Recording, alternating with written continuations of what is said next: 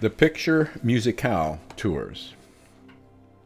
In the years following J.P. Morgan's gift, Curtis was often pulled away from his field work for lectures. Money was still tight, subscriptions weren't selling well, and his fundraising, though he was pretty good at it, was falling short of his needs. He traveled frequently and widely to give lectures accompanied by magic lantern slides of his Indian pictures and sometimes movie footage, or by exhibitions of photographs and photogravures. The lectures, though he constantly groused about how much they interrupted his field work, were a source of desperately needed income. These engagements, often to large and enthusiastic audiences, greatly enhanced his reputation as an authority. His first-hand experience of Native American people and their culture was virtually unmatched at the time. Sometime in 1911, Curtis began planning a different kind of program to take on the road, something grander than a simple lecture with pictures.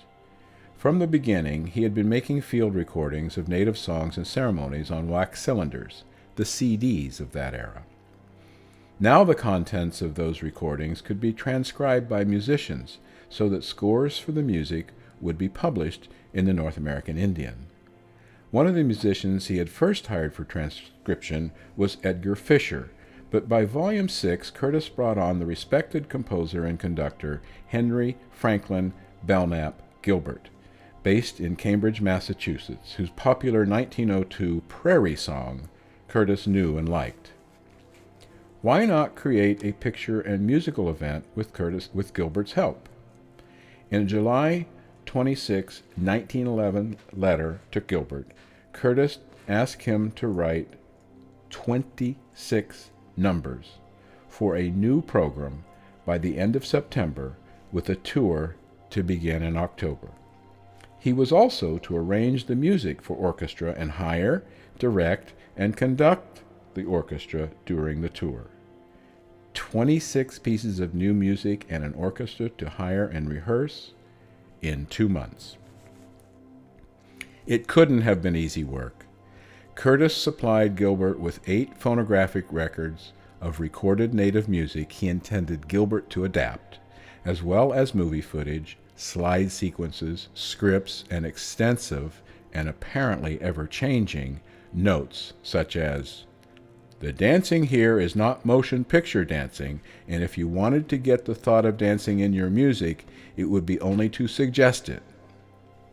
In his numbers, Gilbert sometimes gave a sense of what could be seen or heard, the tumult of a plains war party going out, say, or the quiet of a mother and her child, or wrote full-blown orchestral interpretations of the music he heard in those recordings.